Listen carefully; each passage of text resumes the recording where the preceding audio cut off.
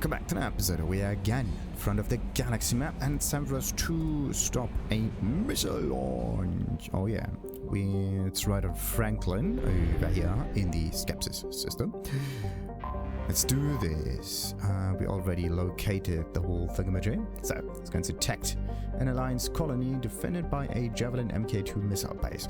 A distress signal indicates that the base is compromised by Batarians who have launched 2 missiles at the Alliance colony. Total destruction of colony is imminent. 0 probabilities of survivors if missiles strike. Find the control panel in the Javelin Mk2 missile base.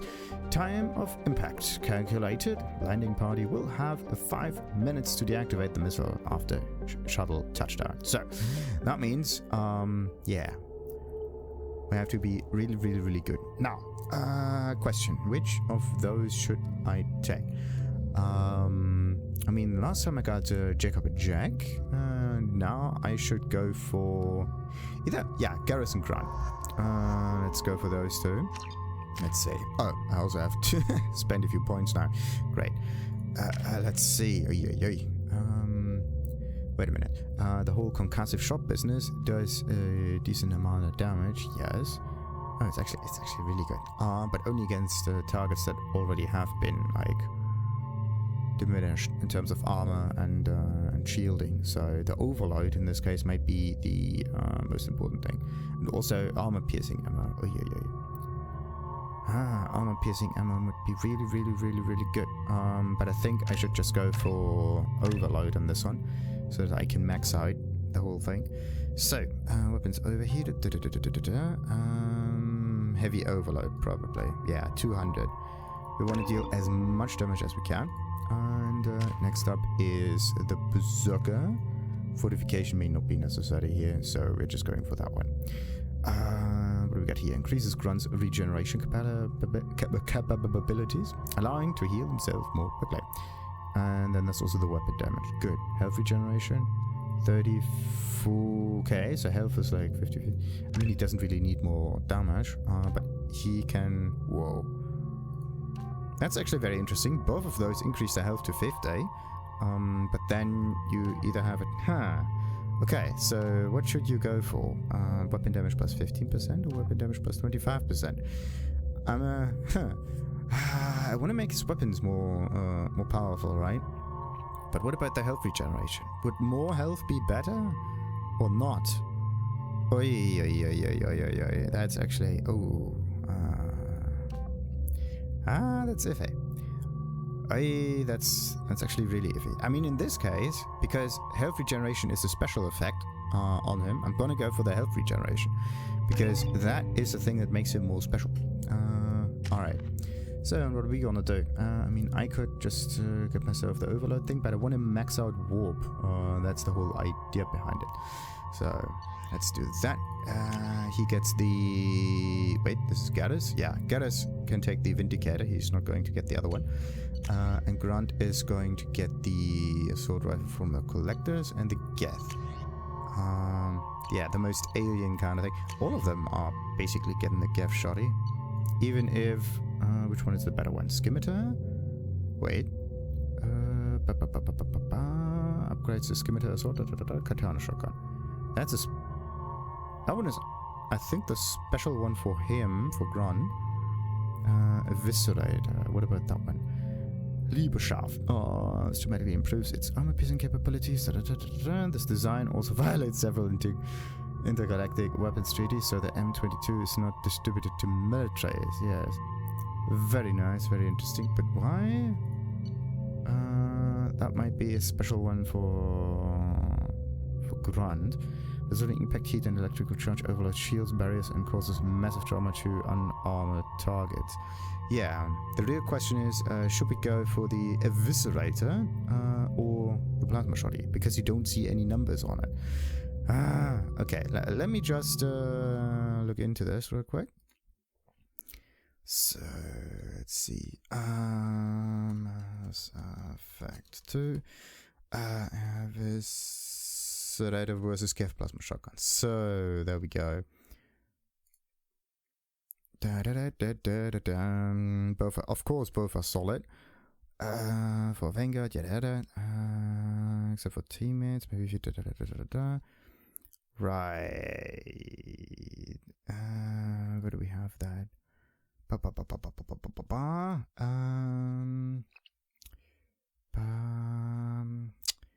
Eviscerator. Eviscerator. I am definitely looking at the wrong spots right now. There we go. And gaff shot here. So, which one does more damage? The gaff plasma shotgun 250 and eviscerator 294. Okay. Armor, shields, and barriers have a multiplier of 1.25, whereas the gaff shotgun does the same amount of damage to armor, but 1.5 to shields and barriers. So the gaff thing is good against shields and barriers, and the other one is good against armor. Very interesting, actually. Very interesting. So we're gonna give him the leap shaft, just in case. So, yeah, and he's going to keep the assault thingy from the gaff. That should be good.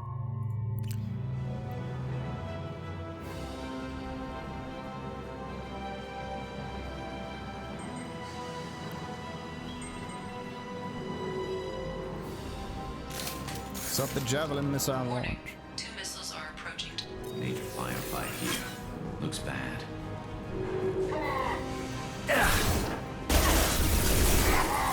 Powers cannot be used during cooldown. Which way? This way. Alright. What was that? Okay, so that one is definitely a dead end. Let me... Oh, look at this. We can actually stop time. That's nice. So, let's do this. And Garrus is going to get the sniper. Switch up! And Grunt is going to get that one. Okay. Oh, yeah. This one, this one, this one, this one. It's this. Oh boy. Let's hope I can do this quick. Usually... Heads up! What do I have right now? Shot ready.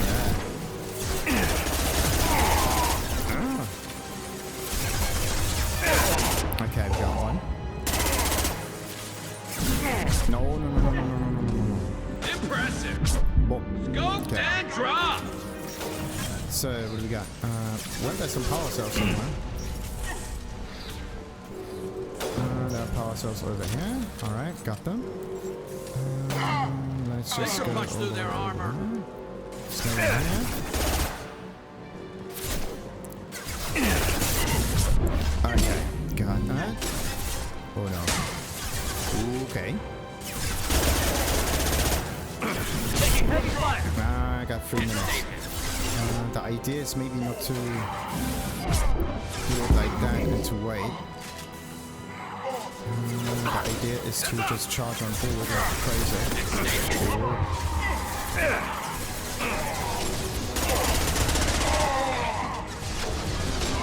Okay, come on. That one is dead. Which one comes up next? This one? Put them down. Alright. So, we got that much done. Which way? Down there, which means that is another dead end where enemies are just coming from, right? Then there's explosive crates, that stuff. That one goes down there. Oh boy, 2 minutes. I will not be able to do that, I think. This one. Oh no. This one. Oh boy. Maybe you're not supposed to do it like that. Oh. Shields down. Okay, here's the thing. Kill switch. So start hacking this one. What do I need? This one. Then I need the 2-liner. This one. Then I need the slightly diagonal purpley bit thingy, which is that one. And we got it. Right, let's hope no cutscene will play There right is now. only one remaining kill switch code. What? Therefore, only one missile can be stopped. Use the kill switch code to save your selected target. What the? Okay. So, Missile Fire Control Center. Warning, insufficient kill switch codes remain for both engaged missiles. Spaceport Industrial District and Residential District. Missile 1 target. Spaceport Industrial... Wait. Missile Fire Control Center. I don't know which one. Okay. So, Missile 1 target. Spaceport Industrial District. Apply a kill switch to protect Alliance interests and tactical viability, albeit at the cost of hundreds of lives in the city. Okay. What about this one? Missile 2 target. Capital City. Apply kill switch here to save the city and hundreds of lives. With its industrial area destroyed, however, this colony will no longer be viable and will have to be evacuated. Alright, we're gonna go to save the residential district. That should do it.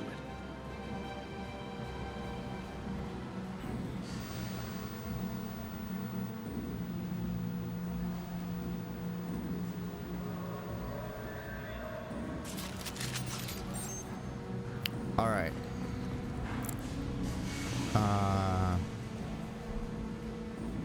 Alright. That was a very quick mission. So, preventing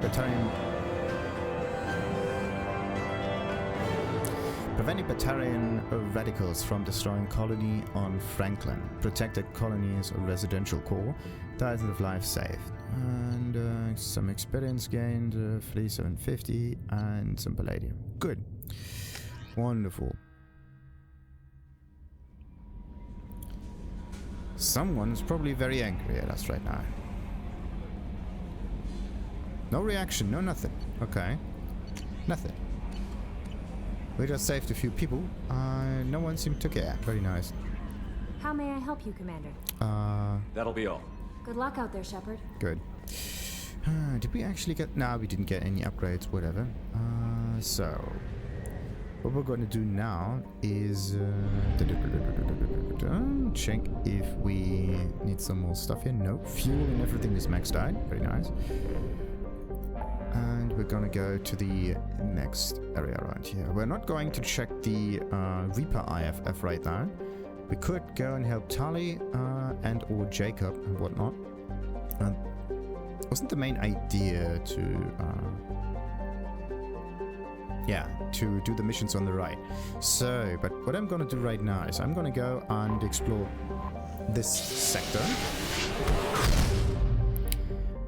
And then I'm just going to scan everything around here before I actually interact with the migrant fleet. I'll look at those double star systems. It's really beautiful. Yeah, if I enter orbit, would I land immediately on it? That's the question. But no. It's just one thing, we can do this later. So for now, there's Paz and Mika. Ooh, a very quick system. Unexplored little planet. In 354 CE, Garvuk was considered a bargain world, given to the Krogan to placate them because no one else wanted to live on such a frozen rock. Technically a life-bearing world, Garvuk had a small farm built around its equator and well-insulated marine life in its seas. By the turn of the century, the Krogan had completely adapted, breeding hundreds of younglings per family in vast underground bunkers. By the turn of the next century, Garvuk's narrow strips of coral reef had been destroyed by overfishing and pollutants. An Axis Krogan took to the stars to find another planet to consume. Garvuk was treated as an object lesson by the Citadel Council. The Krogan could not be trusted to check their own numbers. Today, Garvuk is a frozen wasteland, home to corporate eco-engineering efforts trying to implement sustainable agri- and aquaculture practices. Krogan and Vulture packs are a constant threat, and the corporations pay mercenaries well to keep their operations safe. Alright. So let's scan this. Whoa. Galvo is a really good plan. Look at that. 3, and one of it is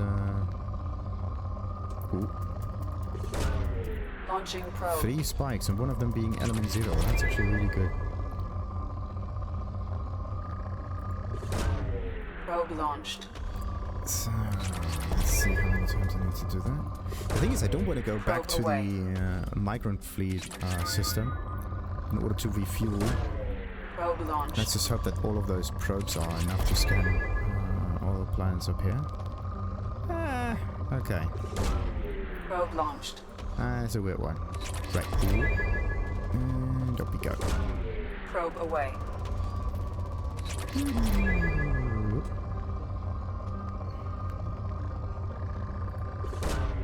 Launching probe. Probe away. Nothing there.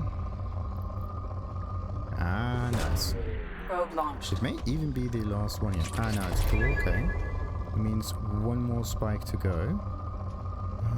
Probably have like a spike somewhere. Ah, that's the one. Kind of. Probe launched. Interesting double thingy. Nah, that's not the one. Bollocks. There, that's the one. Probe away. But that was another spike very close to it. Okay, now it's depleted.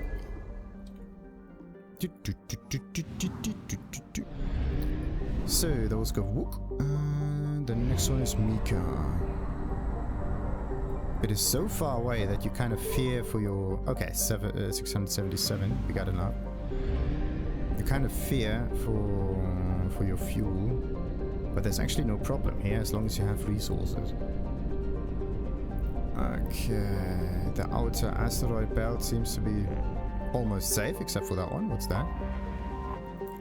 Israfil. The largest of the ESO trio, Israfil is a silicate-heavy carbonaceous asteroid. It is home to approximately 40 species of microorganisms in its liquid water, and was blamed as the source of the prion-based biowarfare agent EHE, the exotic humanoid encephalopathy, used by the terrorist group Totenkopf in their attack on Gagarin Station in 2184. While many in the scientific community protested that Israfil did not have scientific atmosphere or environmental history to sustain life at the prion level, the asteroid and its ESO miners were nevertheless quarantined to reassure the public that the Systems Alliance was taking action, though no evidence was yet been found that EHE originated from Israfil or was even synthesized in a local lab. The SSV Manila and a team of epidemiologists maintain watch over the asteroid ship traffic for now. Very low population of 1,000 people, and of course it is rich in whatever. Probe away. Let's see.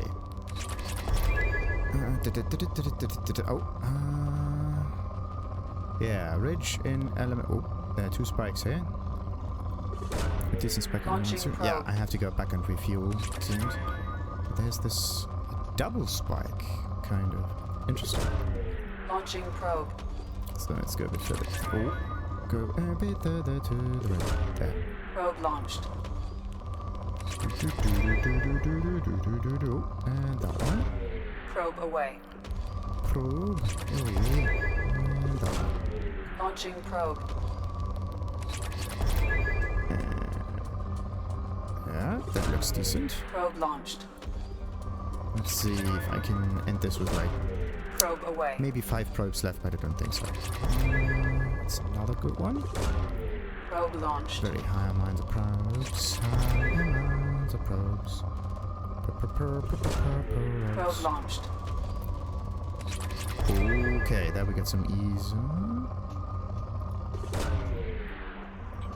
Yeah, my guess is 5, but that might not be it. That's a good spike. Probe away. We got one more spike that could deplete the whole planet, but I don't think so. That's an interesting Probe mix, launched. but maybe not now. Yeah.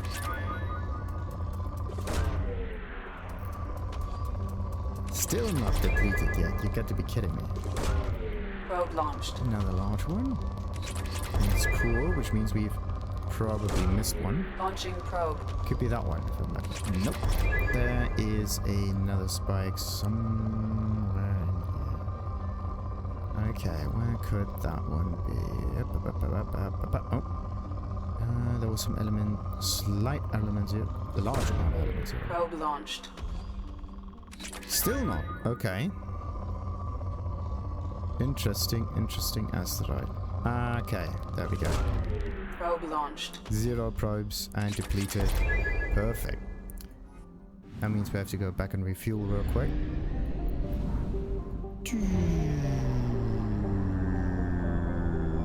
Fuel at 1/2 capacity. But we can go back and full very easily. Everything's fine.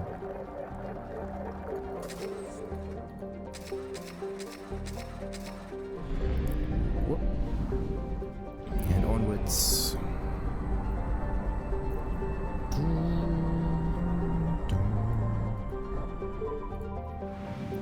Was it 677 the last time around? Okay, they said something about a trio, right? Those two could be a thing. Maybe not.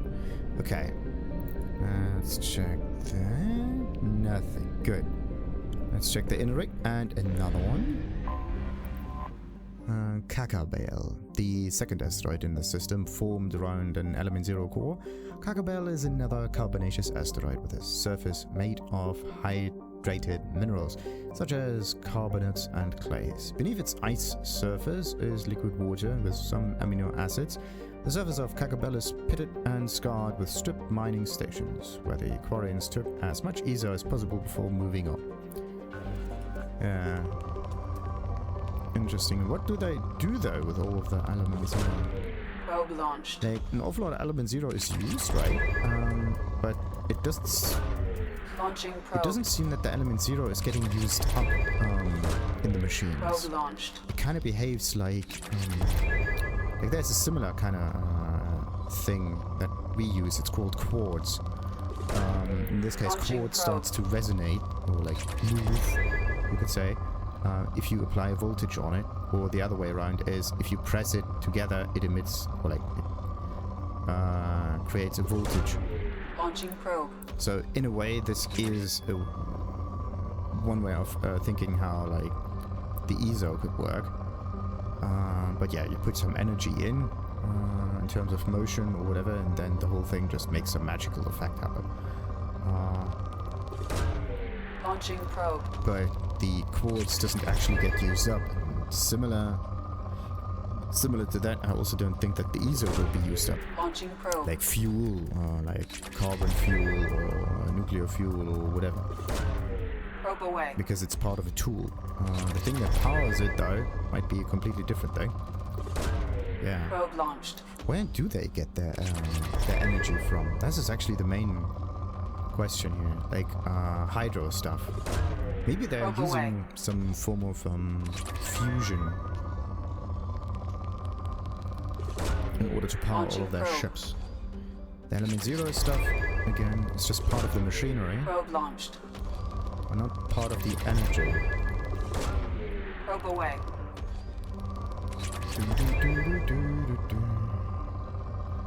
Maybe they use some kind of like synthetic fuel stuff also, could also be a thing. Probe away. Okay, how many more? I got 15 for just one planet, pretty much. Is that it? Not really, no. I need a slightly larger spike for that. That one has element 0 on it, so I'm a bit... Like, every time you see element 0, this is... You could think that this is actually the spot that you have to mine, but I don't think so. Maybe the little element 0 is, again, not enough. You really need the large spikes.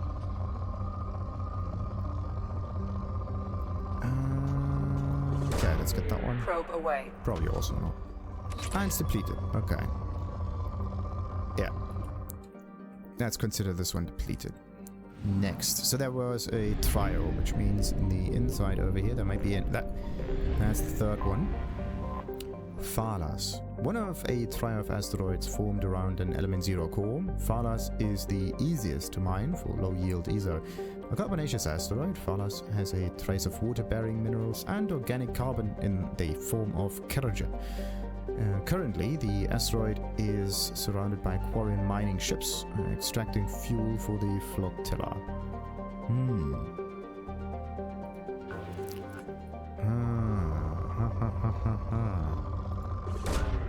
Probe launched. What do they use for fuel?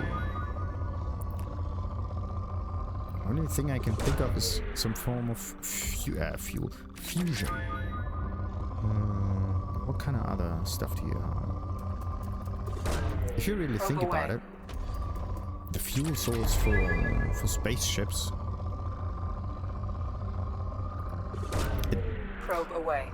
It can't actually be something that can be burned, or like that has some similar effect to burning. Like what I mean by this is that the fuel gets something activates the fuel, in this case either heat or if it's nuclear energy, then you have to turn it into a fissile form that then decays over time, or decays faster in this case. So it is, one could think of as a nuclear fire, a nuclear burning reaction. Not really, of course, but in a way. So it uses it up, it burns away. And then it releases the energy in form of a push outwards, either by particles or by light, like high radiation stuff or whatever.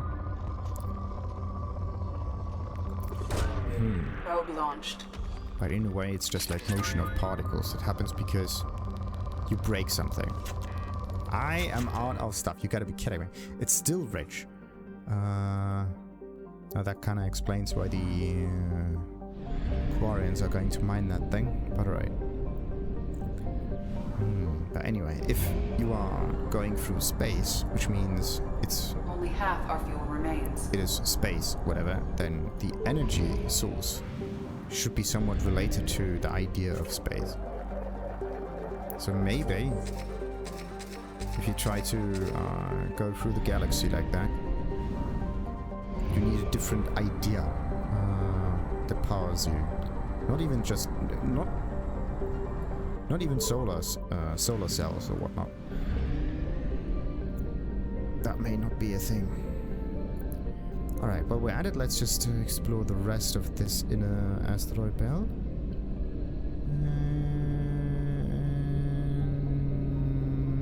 Nothing. Alright.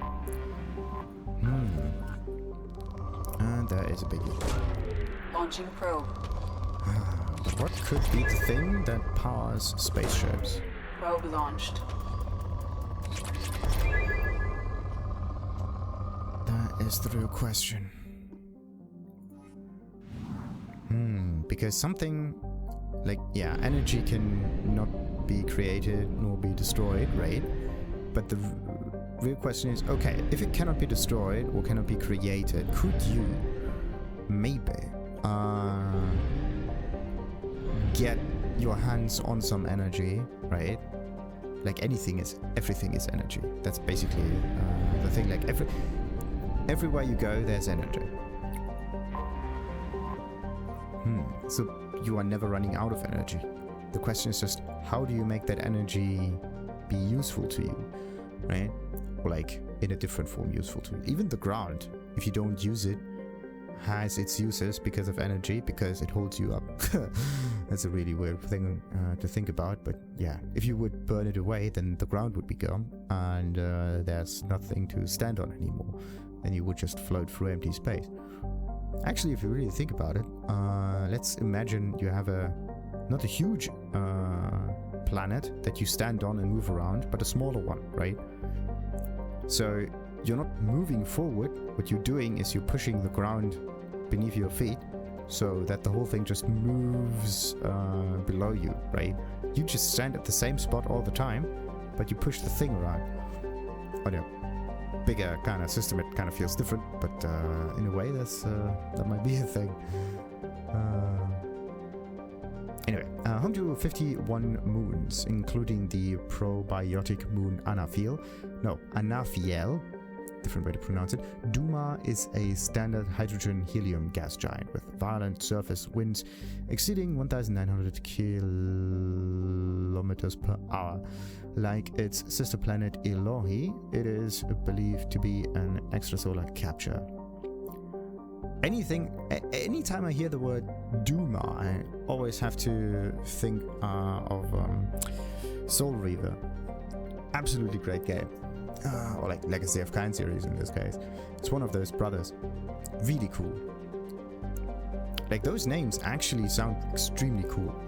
Anafiel, Duma, this is kind of cool. Whatever. So, let's see. Launching probe. That was actually still Probe away. There we go. How many more we got? There's a big spike over here. Probe launched. Actually kind of interesting that the word, like, you have an awful lot of E, or like I-E-L names that kind of refer to angelic beings. Anything Probe that is launched. like I-E-L, like Mike. L, actually, not E, or like I-E-L, but E-L mostly. These are like angelic beings. Launching probe. Like Raphael, same thing. Mikael. Whatever. Anything with an L. But then you have Duma. Probe launched. What's the meaning of Duma?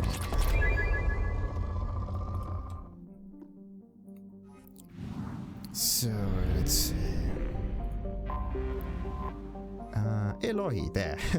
A small hydrogen-helium gas giant formed around a metallic hydrogen core. Elohi will be the site of a rare astronomical event later this year. The comet Asaro will come in on its orbit of 70 galactic standard years and travel so close to the giant that it is predicted to be captured as a moon. Dozens of space probes from around the galaxy have been launched into the Rahil system to record this moment. Elohi is within the frost line of its parent star, where gas giants do not usually form. For this reason, it is believed to be an extrasolar capture. Travel advisory. A statistically significant number of distress signals have come from the 1 million kilometer mark around Elohi. Pirates are believed to be working the area. In-person tourism is not advised. And there's also... Nope, there is no beacon or like no signal coming off of this planet. So... onwards. There. Probe launched. Probe launched. That one. Probe away. Yeah. Ooh, that's a good one. Launching probe. Poor already, that's weird. Probe launched. Yeah. There's still a Probe away. decent amount of stuff to get from this one, right? Even if it's poor, you can still put Launching probe. maybe 5 or maybe even more probes on this one. Yeah, there we go. Probe away. Perfect. Perfect. Nope. Wait. Some... I mean, I do have enough Launching probe. probes. I can use them all up if necessary. That's the last one. Launching probe. Okay, good. Got it. Now the Quarian system is completely explored. And the next thing we're doing is we're going to help out Tali. Fuel reserves at 50%. Should be help out Tali. I kind of know some mission that will become useful later on.